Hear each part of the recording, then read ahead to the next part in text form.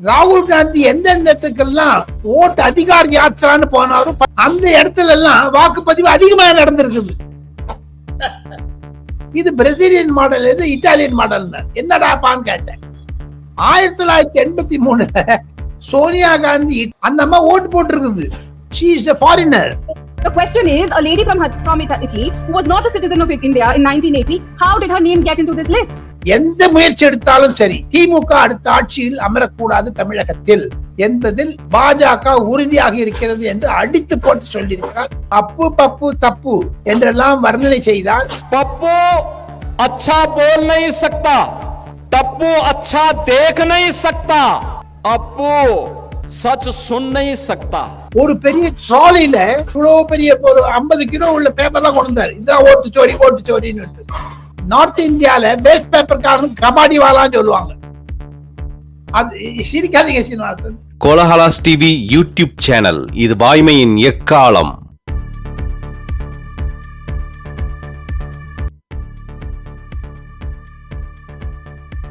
வணக்கம் நண்பர்களே. பீகாரில் முதல் கட்ட தேர்தல் வெற்றிகரமாக நடந்து முடிந்திருக்கிறது. அதே நேரத்தில் இன்னும் பல நிகழ்வுகள் நடந்து கொண்டிருக்கின்றன. அதே போல நாடாளுமன்றத்தின் குளிர்கால கூட்டத்தொடர் டிசம்பர் 1ஆம் தேதி தொடங்க இருக்கிறது. இந்த விதமான ஒரு பரபரப்பான சூழ்நிலையில் நாட்டு அரசியல் குறித்து அலசுவதற்காக நம்முடைய பத்திரிகை உலக ஜாம்பவான் டெல்லி ஆர் ராஜகோபாலன் காணொளி மூலம் நம்முடைய விவாத அரங்கத்தில் பங்கெடுக்கிறார். வணக்கம் சார். நமஸ்காரம் சீனிவாசன். நமஸ்காரம். நமஸ்காரம் சார். பீகார்ல ஃபர்ஸ்ட் ஃபேஸ் எலெக்ஷன் நடந்து முடிந்திருக்கிறது. தேர்தலில் முன் எப்போதும் இல்லாத அளவுக்கு பெருவாரியாக வாக்குப்பதிவு நடந்திருக்கிறது. அதுல ரொம்ப விசிபிளா காணப்பட்ட ஒரு விஷயம் என்ன அப்படின்னா, பெண்கள் பெருமளவு வந்து வாக்களித்திருக்கிறார்கள். ஸோ இந்த வாக்குப்பதிவு அதிகமாக நடந்ததும் பெண்கள் பெருமளவு வந்து வாக்களித்திருப்பதும் எதை காட்டுகிறது? டோட்டலா இந்த ஃபர்ஸ்ட் ஃபேஸ் எலெக்ஷனை பற்றின உங்களுடைய இன்டர்பிரேஷன் என்ன? ஃபர்ஸ்ட் ஃபேஸுக்கு 65% வந்ததுக்கு முக்கிய காரணம் ஸ்பெஷல் இன்டென்சிவ் ரிவிஷன், அதனுடைய அமல்படுத்தியதுதான். Congratulations to chief election commissioner Gyanesh Kumar.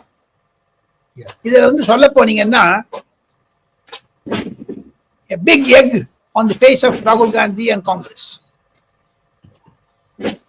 காரணம் என்ன? அவ்வளவு கோபத்தில் சீனிவாசன், நீங்க வந்து 10,000 ரூபாய் பத்தி சொன்னீங்க. நான் ஒண்ணு கேட்கிறேன்.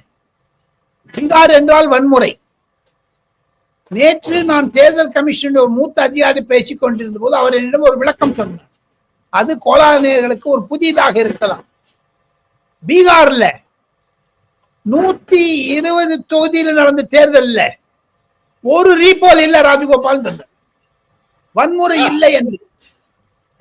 அதுல ஒரு சின்ன திருத்தம் 121 தொகுதி, 121 ஒரு வன்முறை இல்லைன்னு சொன்னார். ஒரு வன்முறையில ஒரு பூத்துல கூட ரீபோலிங் இல்ல. பீகார் ஹிஸ்டரியில ரீபோல் இல்லாமல் ஒரு எலெக்ஷன். சூப்பர். அது ஒண்ணு சொன்ன. ரெண்டாவது எனக்கு தீப்திமான் திவாரி என்று என்னுடைய ஆப்த நண்பர், இந்தியன் எக்ஸ்பிரஸ்ல என்னுடன் பணிபுரிந்தவர், பீகாரை நன்றாக புரிந்து கொண்டவர். அவர் இன்று காலை எனக்கு தொலைபேசி மூலமாக பாட்னாவிலிருந்து சொன்னார், ராகுல் காந்தி எந்தெந்த இடத்துக்கெல்லாம் ஓட்டு அதிகார யாத்திரான்னு போனாலும் 13 டிஸ்ட்ரிக்ட் இருக்குது அந்த பீகார்ல. அப்படி அது அதனுடைய கிராபிக்ஸ் எல்லாம் பாத்தீங்கன்னா ஒரு இதுவா போயிருக்காரு. வாக்கு திருட்டு எதிர்ப்பு யாத்திரை, அது வந்து ஒரு 13 டிஸ்ட்ரிக்ட்ல அவர் போனார். ஒரு கிராஸ் பூரா பீகார் பண்ணிருக்காங்க. அதுல வந்து எல்லாரும் போனா முக ஸ்டாலின் போயிருந்தார். அந்த இடத்துல எல்லாம் வாக்குப்பதிவு அதிகமாக நடந்திருக்குது, இன்க்ளூடிங் எங்க எம்பி ஸ்டாலின் போனாரோ தர்பங்காங்கிற இடத்துல. ராகுல் காந்தி எங்கெல்லாம் போயிருந்தாரோ அங்க ஃபுல்லா போலிங் பர்சன்டேஜ் ஹையஸ்டா இருந்திருக்கா. இது என்ன பாருங்க. அங்கே அது எதை குறிக்கிறது? இரண்டாவதாக முக்கியமானது நான் சொல்ல வேண்டும் என்றால், பீகார் தேர்தலில் கடந்த 4 மாதங்களாக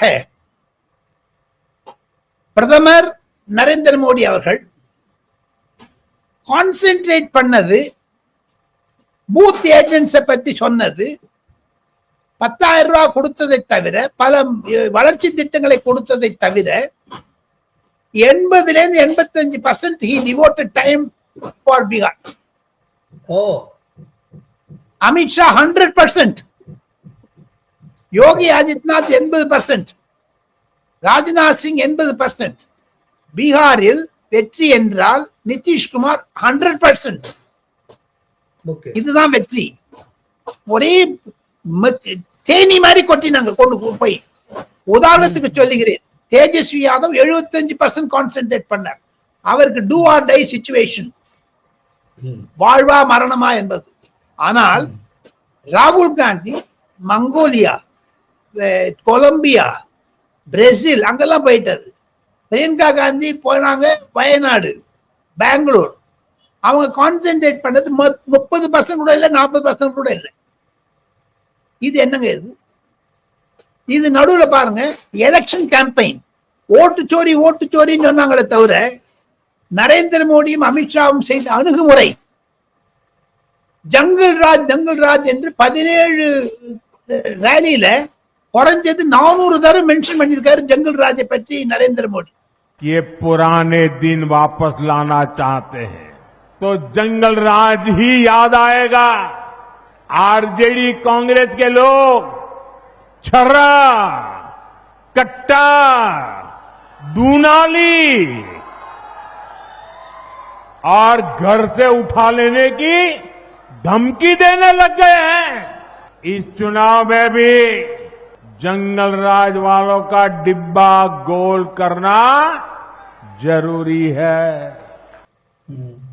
குஸ்பேட்டியா அப்படின்னா இன்ஃபில்ட்ரேட்டர்ஸ், ஊடுருவலாளர்கள் என்று அர்த்தம்.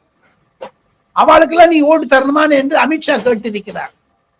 இதெல்லாம் வச்சு பாத்தீங்கன்னா சீனிவாசன், பாஜக செய்தது ஒரு அக்ரெஷன் ஆன் பீகார்.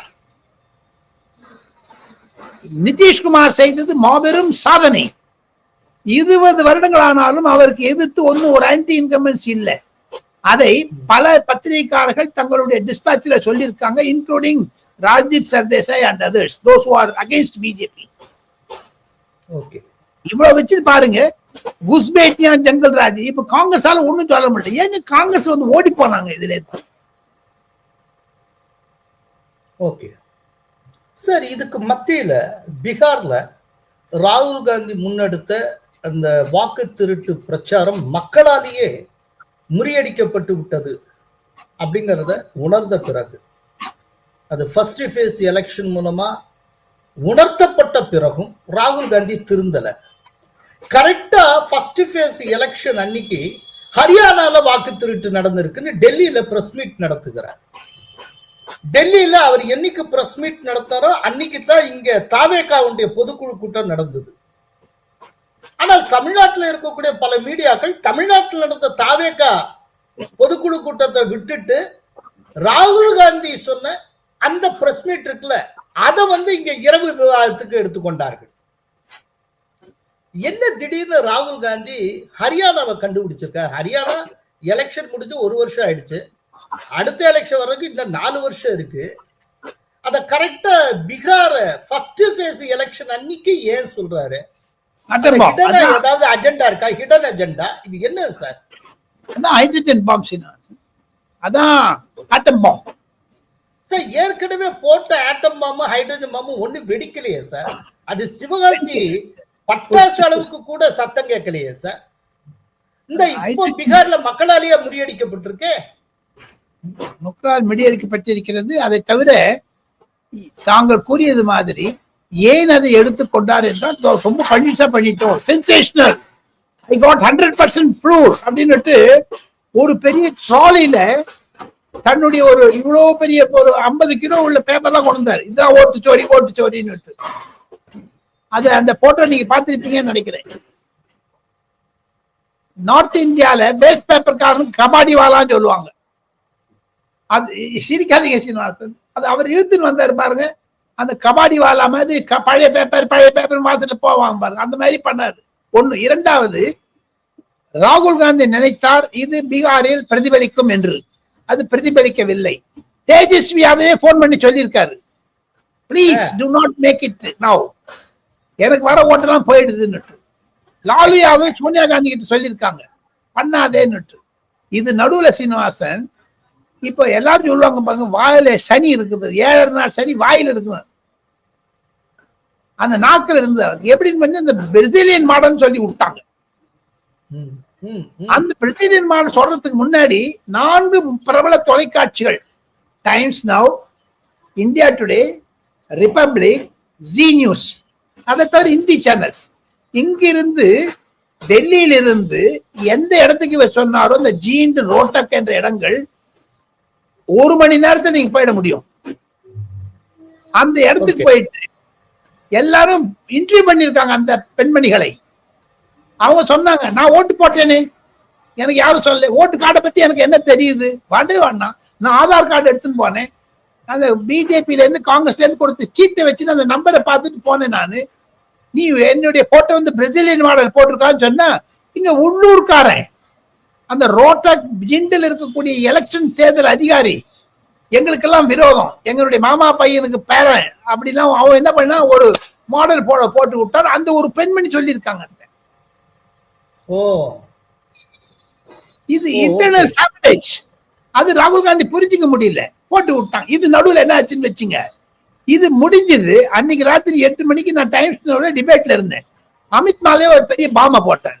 என்னடா அதுன்னு எனக்கு அவர் ஒரு நைட்ரஜன் பாம்பு ஒன்று விட்டார். ஒன்று என்னடாப்பான்னு கேட்டேன். 1983 ராஜேஷ் கண்ணாக்கு சோனியா காந்தி இட்டாலியன் பிரதிநிதிகள் வச்சிருந்து அந்த அம்மா ஓட்டு போட்டிருக்குது. எலக்ட்ரல் இதுவே இல்லை அதுல. She is a foreigner. அந்த குற்றச்சாட்டு இப்ப ரீசெண்டா வைக்கப்படுது. அதாவது அவங்க இந்திய பிரஜை ஆகாமலேயே 2 முறை சோனியா காந்தி வாக்களித்தார் அப்படின்னு. The BJP that changes the entire narrative. Amit Malviya of the BJP goes on to say Sonia Gandhi's tryst with India's voter list is riddled with glaring violations of electoral law. This news 18 என்ற தொலைக்காட்சியில் ராதிகா கேரா என்று சொல்லக்கூடிய பிஜேபியினுடைய national spokes person அந்த டிபேட்ல, news 18 டிபேட்ல நான் இருந்தேன். அது viral ஆகிவிட்டது. இட்டாலியன் மாடல் என்பதை பற்றி சோனியா காந்தி இட்டாலியன், நீங்க பிரேசில் மாடல், இது ஒரு இட்டாலியன் மாடல் ஆயிடுச்சு. I would like to bring up the 1980 Lok Sabha election. A woman from Italy was voting in the 1980 election. Her name was listed in the New Delhi Lok Sabha voter list. And let me remind you, she was not a citizen of India till 1983. They made an allegation of the vote made by Sonia Gandhi before becoming a citizen of India. Can they prove it? Prove it. Let it be proved. Don't make allegations when it is not proved. Mr. Matthew said 2 things. He wanted proof that Sonia Gandhi voted in 1980. Here's the proof. I will put it on social media and tweet it. Her name in the 1980 electoral roll. And I'll tell you, I'll read out the names over here. 385 Indira Gandhi ji, 386 Rajiv Gandhi ji, 387 Sanjay Gandhi ji, 388 Sonia Gandhi, 337 Maneka Gandhi. Age of Sonia Gandhi ji at that time, female, 35. Her name is in the polling list. Exactly, but did she actually vote? India 1980. The question is, a lady from Italy who was not a citizen of India in 1980, how did her name get into this list?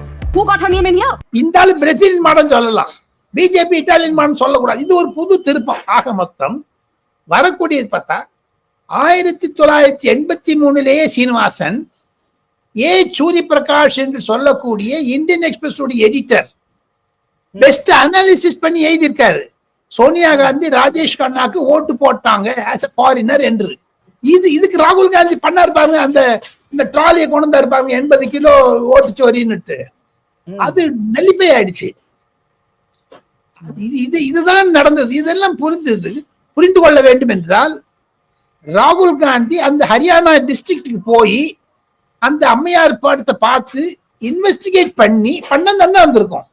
ஒண்ணுமே இல்லை, மேலோடியா பண்ணிட்டு விட்டாரு. அதனால அவருக்கு backlash ஆச்சு. இன்னைக்கு பாருங்க, vote சோரிங்கிறது Twitter ஹேண்டல்ல Srinivasan போய் பாத்தீங்கன்னா எல்லாமே அகெயின்ஸ்டா இருக்குதுங்க அவருக்கு. அந்த ஹரியானா இருக்கக்கூடிய எல்லாம் சொல்றாங்க, நாங்கெல்லாம் எனக்கு தெரியும், இது என்னுடைய உண்மையான ஓட்டு, என்னுடைய பெயர் இதுதான், என் கணவர் பெயர் இதுதான், என் வயது இதுதான். அப்புறமா AZ00 இருந்துதான் 400 வாக்குகள் இருந்து சொல்றாங்க. அதுக்கு அவன் சொல்லியிருக்காங்க, இந்த 20 ஏக்கரா நிலத்துல நாங்க பயிரும் பார்த்துட்டு இருக்கோம், நெல் கோதுமை விளைவிக்கிறோம், எங்களுக்கு மொத்தம் 27-30 ஓட்டு இங்க இருக்குது. இந்த இந்த AZ00ங்கிற இந்த காலனி உள்ள இந்த கார்பரேஷனால எங்களுக்கு ஓட்டு சீட் நம்பர் தரவே இல்லை. நாங்க வந்து ஃபார்ம் ஹவுஸ் மாதிரி உள்ள வச்சுட்டு பண்ணிட்டு இருக்கோம். ஒரே போட்டோ இருக்குதுன்னா ஒரே அட்ரஸ் இருக்குதுன்னு சொல்றீங்களே, கரெக்ட் தான் அது. ஆனா 27 பேரை பாருன்ட்டு அந்த டைம்ஸ் காரன் 27 பேரை போட்டோ எடுத்துட்டாங்க. அவன் 27 பேர் நான் வந்து ஓட்டு போட்டேன் அப்படின்னு சொல்லியிருக்காங்க. In his briefing, Rahul Gandhi had claimed that 66 votes were cast from one single house. He called it an example of fake voting. But when our reporting team reached the address, we found that this is actually a large ancestral property spread across nearly 1 acre of land, with 3 generations from the same family living together under one address. Now, to Rahul Gandhi, this might seem a little suspicious, but this is a reality about many families in rural areas in India. And here's how the Gudrana family is responding to the Gandhi science claims.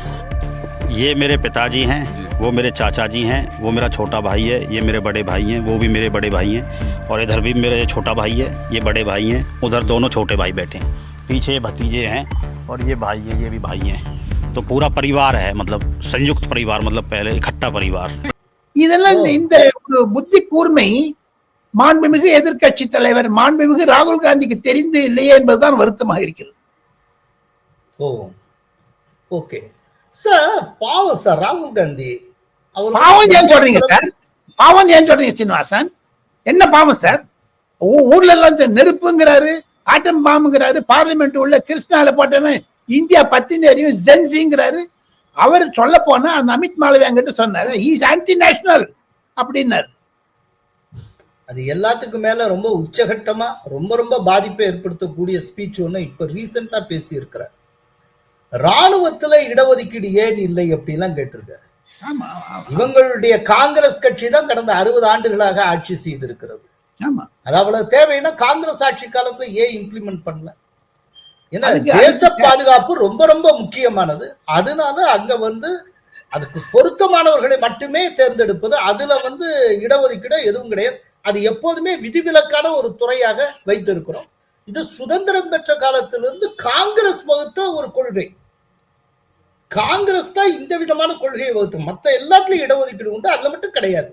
ஏன்னா தேச பாதுகாப்புனா நம்ம காம்ப்ரமைஸே பண்ணிக்க முடியாது அப்படிங்கிறாரு. இது ஏதோ மோடி கண்டுபிடித்ததல்ல, அவங்க தாத்தா கொள்ளு தாத்தா காலத்துல இருந்து வந்துட்டு இருக்கிற ஒரு விஷயம். ஆனால் அது கூட தெரியாமல் காந்தி வந்து அவர் மாட்டில சொல்லுகிறார் ராணுவத்துல ஏன் இடஒதுக்கீடு இல்லைன்னு. வேண்டுமென்றே ஏதோ பற்ற வைத்துக் கொண்டே இருக்கிறார். கிட்டத்தட்ட இப்போ மாவோயிஸ்டுகள் காட்டுக்குள்ள ஒழிக்கப்பட்டாங்களே ஒழிய நாட்டுக்குள்ள ராகுல் மாதிரியான சில மாவோயிஸ்டுகள் திரிந்து கொண்டு இருக்கிறார்கள். ரொம்ப ஒரு ஆன்டி நேஷனலா போயிட்டு இருக்காங்க. இது எப்போ முடியும்னே தெரியல. ரொம்ப ஒரு மோசமான நிலையை நோக்கி. ஆனா ஒண்ணு சார், இவருடைய பீரியட்ல அநேகமா காங்கிரஸ கதம்னு ஆக்கிடுவார்னு நினைக்கிறேன். அது முடிச்சிரு. அதுக்குதான் அவங்க இந்த மல்லிகார்ஜுன் கர்கேக்கு ஒரு லெட்டர் போட்டிருக்காரு. சம்பத் சிங் ஹரியானாலேருந்து ஒருத்தர். அவர் சொன்னாரு RIP காங்கிரஸ் அப்படின்னு லெட்டர்ல எழுதியிருக்காரு. அந்த லெட்டரை வந்து எல்லாரும் சொன்னாங்க. ஓகே, புரியுது சார். இதுக்கு மத்தியில இது வின்டர் செஷன், பார்லிமெண்ட்ல வின்டர் செஷன் குளிர்கால கூட்டத்தொடர் ஆரம்பமாக இருக்கிறது. டிசம்பர் 1ஆம் தேதின்னு சொல்லி அனௌன்ஸ் பண்ணியிருக்காங்க. அப்போ டிசம்பர் 1ஆம் தேதி அந்த குளிரான சூழ்நிலையில எந்த இஷ்யூஸ் பார்லிமெண்ட்டை ராக் பண்ணணும்னு நினைக்கிறீங்க? ஆளும் தரப்புலையும் சரி எதிர்கட்சி தரப்புலையும் சரி எந்த இஷ்யூஸை கையில் எடுக்க போறாங்க? அது எப்படி அப்ரோச் பண்ண போறாங்க சார்? பீகாருடைய நிலைப்பாடு சாதகமாகவோ பாதகமாகவோ எப்படி இருந்தாலும் பாராளுமன்றத்தில் அமளி இருக்கத்தான் செய்யும் முதல் நாளில். அதை ராகுல் காந்தி மிட்டி கெரசின் ஆயில் சிட்டாவுங்கா மண்ணெண்ணெயை தெளிப்பேன் என்று சொல்லியிருக்கிறார். சிட்டான்னு தெளிக்கிறது. அது மண்ணெண்ணெய் தெளிச்சு அவர் பாட்டில் போயிடுவார். இத்தாலிக்கு போயிடுவாரு, இல்ல வியட்நாம் போயிடுவாரு. மீதி எல்லாம் என்னை பொறுத்த மட்டில் கண்டிப்பாக தேசிய பாதுகாப்பு பற்றியும் சில பொருளாதார சீர்திருத்தத்தை பற்றியும் பேங்கிங் செக்டார்ல சில சீர்திருத்தங்களை பற்றியும் மத்திய அரசாங்கம் சில மசோதாக்களை கொண்டு வர இருக்கிறது. ஒன்று. இரண்டாவதாக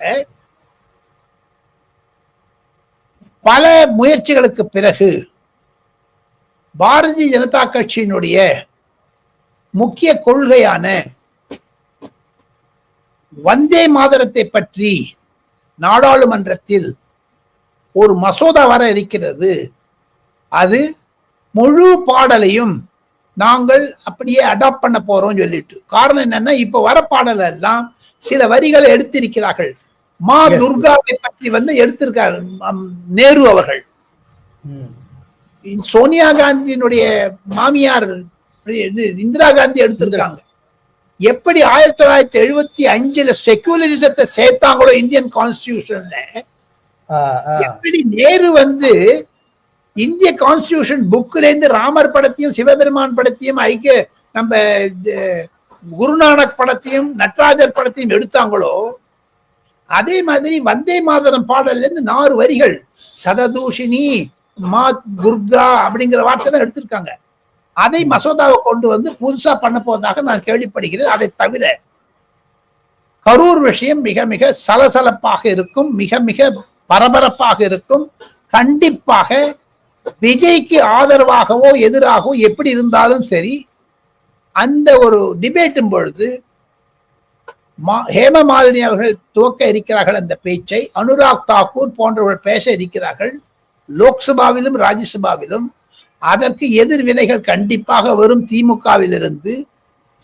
லோக்சபால ராஜ்யசபால கண்டிப்பாக விஜய்க்கு ஆதரவாகவோ எதிராகவோ பேசுவார்கள். ஆனால் தமிழக சட்டமன்ற மாதிரி லோக்சபால Vijay outsider, he is not a member எடுக்கணும்லாம் சொன்னா அதுக்கு எப்படி அணுகுமுறை பண்ண போறாங்களோ தெரியல. இது ஒரு பெரிய டாபிக்கா இருக்கும் சீனிவாசன்.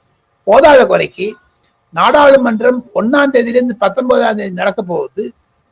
இதனிடையே பரபரப்பான சூழ்நிலை, உலக சூழ்நிலையில் ட்ரம்ப் மேல கீழே பேசிட்டு இருக்கார தவிர, அவர் ராகுல் காந்தியுடைய பெரிய அண்ணன் மாதிரி உளறு கொண்டு பேசுவதை பரபரன் பிளாபரிங் அதை எதிர்வண்ணம் செய்வதற்காகத்தான் டிசம்பர் 4, 5 தேதிகளில் ரஷ்ய அதிபர் புட்டின் அவர்கள் டெல்லி வர இருக்கிறார். ஒருவேளை மத்திய பாராளுமன்ற மண்டபத்தில் புட்டின் அவர்களை பேச வைக்க வேண்டும் என்று ஒரு யோசனைகள் வந்து கொண்டிருக்கின்றன. எனினும் இந்திய எம்பிக்களை அவர் பார்க்க இருக்கிறார் இந்த பார்லிமெண்ட் செஷன் நடக்க. அதற்கும் மேலாக 15, 16 தேதிகளில் இஸ்ரேலுடைய பிரைம் மினிஸ்டர் நெத்தன்யாகு வர இருக்கிறார் டெல்லிக்கு. அப்பொழுதும் நாடாளுமன்றத்தில் பேச இருக்கிறார் எம்பிக்களுடன். இதெல்லாம் தான் பரபரப்பா இருக்கும்னு எனக்கு தோணுதுங்க. எனிஹாவ் அப்போ ராகுல் காந்தி ஏதாவது திருப்பியும் ஒரு அந்த ஹெடன்பர்க் அந்த ஜார்ஜ் சோரேஸ் மேல ஏதாவது ஒரு பாம்பு ஷெட் கொண்டாலும் கொண்டுடுவார். சார், இஸ்ரேல் பிரதமர் நெத்தன்யாகு இங்க வர்றப்போ காங்கிரஸ் உள்ளிட்ட வாக்கு வங்கி அரசியலை மேற்கொள்ளக்கூடிய கட்சிகள் வாக் அவுட் பண்றதுக்கு வாய்ப்பு இருக்கா? வரமாட்டாங்க, ஹவுஸ் நடக்க விட மாட்டாங்க. இப்போ நீங்க சொல்ற மாதிரி வாக் அவுட் பண்ண மாட்டாங்க, வரவே மாட்டாங்க. வந்தா தானே வாக் அவுட் பண்றது. வரவே அட்டெண்ட் பண்ணவே மாட்டாங்க. எப்படி இந்த ஜார்ஜ் சோரேஸை பத்தி ஜேபி நட்டா ஒரு தீர்மானம் கொண்டு வந்தார் ராஜ்யசபால போன செஷன்ல. அப்ப through the session Sonia Gandhi இல்லவே இல்லையே, காங்கிரஸ்காரன் யாருமே இல்லையே. சார், இப்போ உங்களுடைய ஃபேவரட் ஏரியா செய்தி துளிகள்.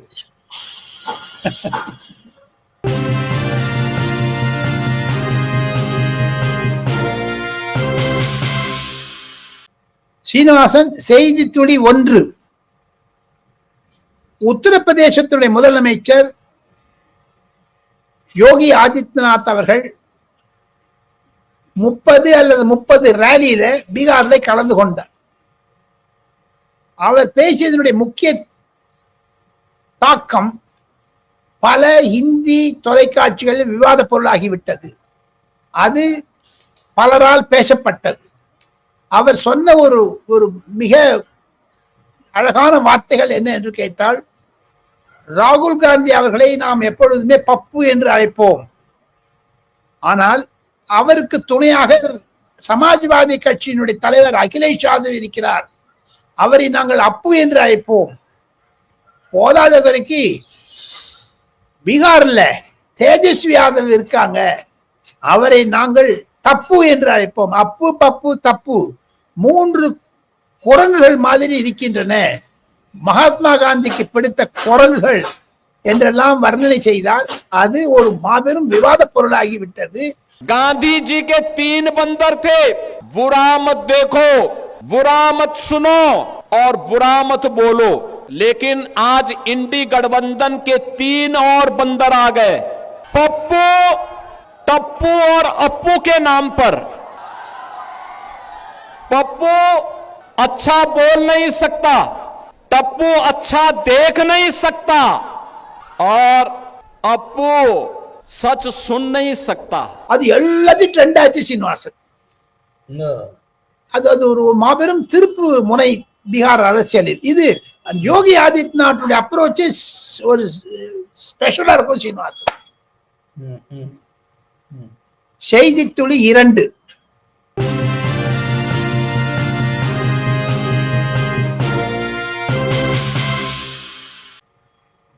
ஸ்மிருதி இராணி அம்மையார் முன்னாள் மத்திய அமைச்சர், ராகுல் காந்தியை தோற்கடித்தவர், ஒரு இந்தி தொலைக்காட்சி அதாவது சீரியலில் நடித்து வருகிறார். அந்த அம்மையார் என்னுடன் பேசினார், ஒரு விஷயத்தை சொன்னார். தமிழகத்தினுடைய விஷயத்தில் விஜயை எப்படி நாம் கொண்டு வர வேண்டும் பாஜக பக்கம் என்பதற்கு பல முயற்சிகள் நடந்து வருகின்றன. தமிழகத்தில் இருக்கக்கூடிய பிரபல நடிகை குஷ்பு சுந்தரும் நானும் மற்ற 2-3 பவன் கல்யாண் போன்றவர்களெல்லாம் சேர்ந்து கொண்டு விஜய்க்கு அழுத்தத்தை தர இருக்கிறோம். இது எங்களுடைய தனிப்பட்ட முறையில் செய்கிறது, கட்சிக்கும் அதற்கும் சம்பந்தம் இல்லை. காரணம், ராகுல் காந்தியோ திராவிட முன்னேற்ற கழகமோ தமிழகத்தில் வளர விடக்கூடாது என்பதை நான் ஆணித்தரமாக செய்கிறேன் என்று சொன்னார். அதுதான் செய்தி துளி சீனிவாசன். செய்தி துளி 3.